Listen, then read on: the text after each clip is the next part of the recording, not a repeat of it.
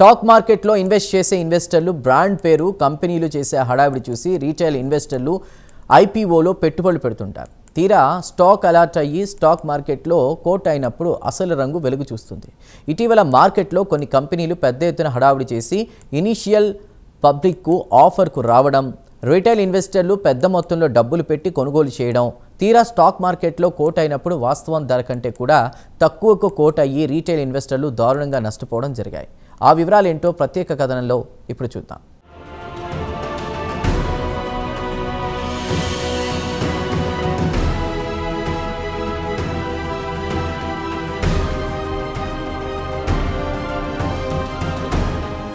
ప్రస్తుతం ప్రతి ఒక్కరికి స్టాక్ మార్కెట్ల గురించి కాస్తో కూస్తో అవగాహన ఉంటుంది. గతంలో తమ కంపెనీలకు పెట్టుబడులు కావాలంటే ఇనిషియల్ పబ్లిక్ ఆఫర్ ఐపీఓ ద్వారా డబ్బు సేకరించేవి. అప్పుడు ముఖ విలువ 10 రూపాయలకు లభించేవి. ప్రస్తుతం రాను రాను కంపెనీలు పేరుకు ముఖ విలువ 10 రూపాయలు అని చెప్పినా దానిపై ప్రీమియం 100 రూపాయల్లో వసూలు చేస్తున్నాయి. ఒకవేళ ఐపీఓలో షేర్లు అలాట్ అయితే కొంతమందికి మంచి లాభాలు తెచ్చిపెడుతున్నాయి, కొన్నిసార్లు ఇన్వెస్టర్లు నష్టాల్లో ముంచుతున్నాయి. అయితే ప్రతి ఐపీఓ జాక్పాట్ కాదని మార్కెట్ నిపుణులు రిటైల్ ఇన్వెస్టర్లకు సూచిస్తున్నారు. చాలా మంది రిటైల్ ఇన్వెస్టర్లు ఐపీఓకు ముందు కంపెనీలు చేసే హడావుడి చూసి దాని బ్రాండ్ పేరు చూసి బోల్తా పడుతూ ఉంటారు. కంపెనీ లాభాల్లో ఉందా లేక నష్టాల్లో ఉందా, పెట్టుబడి పెడితే ఎన్ని సంవత్సరాలకు లాభాల్లోకి వస్తుంది అని అధ్యయనం చేయకుండా గుడ్డిగా బ్రాండ్ పేరు చూసి ఐపీఓకు వెళుతూ ఉంటారు. దీనికి ఉదాహరణగా చెప్పాలంటే తమ అభిమాన హీరో నటించిన ప్రతి సినిమా హిట్ కానట్లే ప్రతి ఐపీఓ హిట్ కాదని గుర్తుంచుకోవాలని మార్కెట్ వర్గాలు సలహా ఇస్తున్నాయి.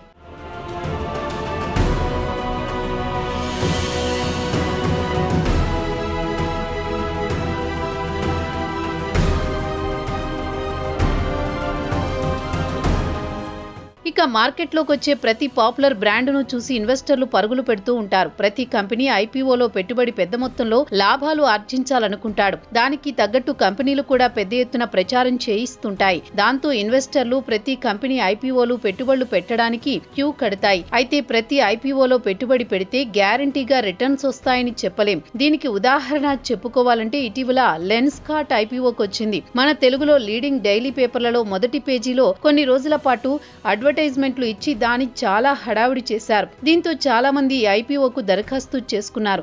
తీరా స్టాక్ మార్కెట్లో కోట్ అయిన రోజు అట్టర్ ఫ్లాప్ అయింది. భారీ డిస్కౌంట్ లో లిస్ట్ అయింది. కాగా ఐపీఓ మాత్రం ఓవర్ సబ్స్క్రైబ్ అయింది. తీరా చూస్తే రిటైల్ ఇన్వెస్టర్లకు నష్టాలను తెచ్చిపెట్టింది.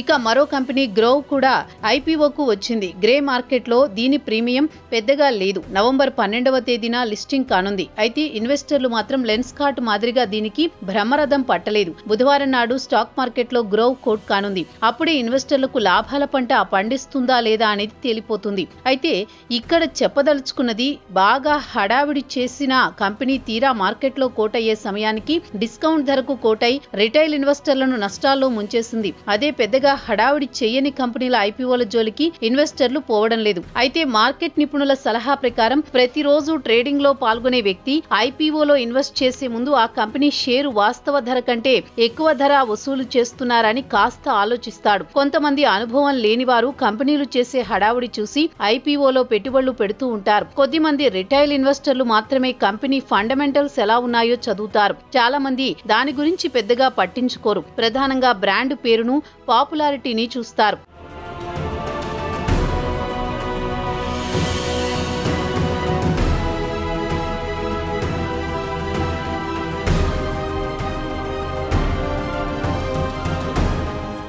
ఇక మార్కెట్ నిపుణుల సలహా విషయానికి వస్తే ఇన్వెస్టర్లు పెట్టుబడి పెట్టే కంపెనీ భవిష్యత్తులో గ్రోత్ ఉంటుందా, అలాగే కంపెనీ రెవెన్యూతో పాటు గత 3 సంవత్సరాల్లో కంపెనీ నికర లాభాలు ఆర్జించిందా లేదా అని చూసుకుని ఐపీఓకు వచ్చే కంపెనీ షేర్లకు దరఖాస్తు చేసుకోవచ్చునని చెబుతున్నారు. కంపెనీ రెవెన్యూ ప్రతి ఏడాది పెరుగుతుందా లేదా చూసుకోవాలి. చాలా కంపెనీలు తమ అప్పులు తీర్చుకోవడానికి ఐపీఓకు వస్తూ ఉంటాయి. వచ్చే ముందు ఇన్వెస్టర్లను ఆకర్షించడానికి పెద్ద ఎత్తున హడావుడి చేస్తూ ఉంటాయి. తీరా ఐపీఓ ద్వారా సేకరించిన డబ్బును అప్పులు తీర్చుకోవడానికి వినియోగిస్తాయి. దీనివల్ల ఇన్వెస్టర్ నష్టపోతాడు. అలాంటి కంపెనీల జోలికి పోకపోవడమే నయమని చెబుతున్నారు మార్కెట్ నిపుణులు. అలాగే ఐపీఓకు వచ్చే ముందు కంపెనీ ఇన్వెస్టర్లకు సరైన ధరకు షేరు విక్రయిస్తుందా లేక ఎక్కువ ధర నిర్ణయించి అంటగడుతుందో తెలుసుకోవాలి. దీనికి ప్రధానంగా ఇన్వెస్టర్లు P/E రేషియో లేదా ప్రైస్ టు ఎర్నింగ్ రేషియో చూడాలని చెబుతున్నారు. ఒక్కోసారి P/E రేషియో ఎక్కువగా ఉంటే లాభాల్లో దూసుకుపోయే అవకాశం ఉందని లేదా వాస్తవం కంటే ఎక్కువ ధర వసూలు చేస్తున్నారన్న సంకేతమని నిపుణులు చెబుతున్నారు. ఒకవేళ తక్కువ P/E రేషియో ఉంటే అండర్ వాల్యుయేషన్ ఉంటుందని క్లియర్ ట్యాక్స్ లాంటి సంస్థలు చెబుతున్నాయి.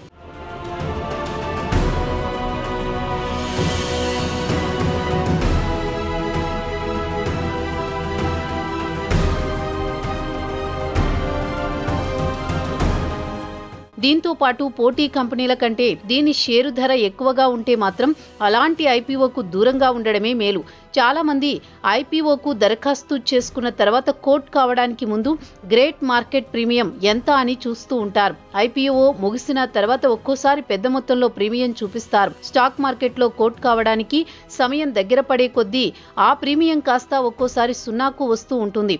అదే జరిగింది లెన్స్కార్ట్ విషయంలో. లెన్స్కార్ట్ విషయానికి వస్తే ఐపీఓ హడావుడు అంతా ఇంతా కాదు. గ్రే మార్కెట్ లో దీని ప్రీమియం $108 వరకు పలికింది. కంపెనీ మార్కెట్ క్యాపిటలైజేషన్ 70,000 కోట్లుగా చూపించారు. తీరా సోమవారం మార్కెట్లో కోటైనప్పుడు 3% క్షీణించి 390 వద్ద కోట్ అయింది.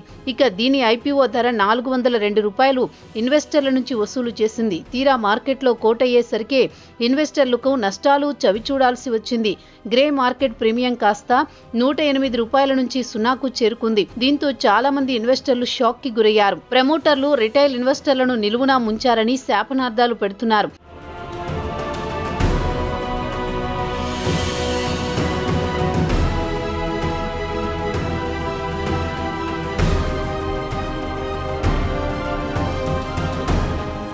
ఇక కంపెనీ నికర లాభం 2024-25 ఆర్థిక సంవత్సరంలో 297 కోట్లుగాను, రెవెన్యూ 6,653 కోట్లుగా చూపింది. 2 ఏళ్ల క్రితం 64 కోట్లు నష్టం చూపించింది. అయితే లెన్స్కార్ట్ ఓన్ డేస్ ను టేక్ ఓవర్ చేసినందువల్ల తమ పుస్తకాల్లో 167 కోట్లు లాభం చూపించింది. లేదంటే వాస్తవానికి దీని లాభం 130 కోట్లే. ఈ ఆర్థిక సంవత్సరం Q1 లో లెన్స్కార్ట్ రెవెన్యూ 1,940 కోట్లకు గాను 55.6 కోట్లు నికర లాభం చూపింది.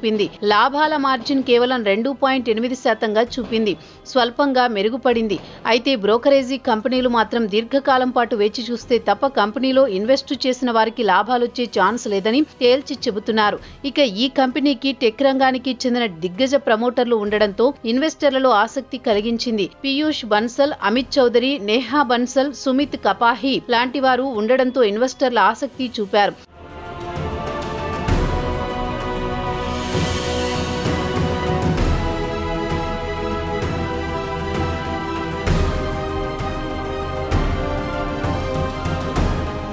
తీరా స్టాక్ మార్కెట్లో షేర్ కోట్ అయిన తర్వాత ఇన్వెస్టర్లకు నిరాశే మిగిల్చింది. గతంలో పేటీఎంలో కూడా ఇదే సీన్ రిపీట్ అయ్యింది. ఐపీఓలో 2,150 వసూలు చేశారు. తీరా కోట్ అయ్యే నాటికి దీని షేరు 1,955 వద్ద 9% డిస్కౌంట్ కు కోట్ అయ్యి ఇన్వెస్టర్లను తీవ్రంగా నిరాశపరిచింది. 2022లో 605 వద్ద ట్రేడ్ అయ్యింది. ప్రస్తుతం 1,325 వద్ద ట్రేడ్ అవుతోంది. అప్పుడు ఐపీఓలో కొనుగోలు చేసిన ఇన్వెస్టర్లు ఇప్పటికీ ఆ నష్టాన్ని అలా భరిస్తూనే ఉన్నారు. మార్కెట్లోకి వచ్చే ఐపీఓ హడావిడి చూసి ఇన్వెస్ట్ చేయకండి. నిపుణుల సలహాలు సూచనలు తీసుకుని ఇన్వెస్ట్ చేయండి. కష్టపడ్డ సొమ్ము ఇలా వృధా చేసుకోవద్దని సూచిస్తున్నారు మార్కెట్ నిపుణులు.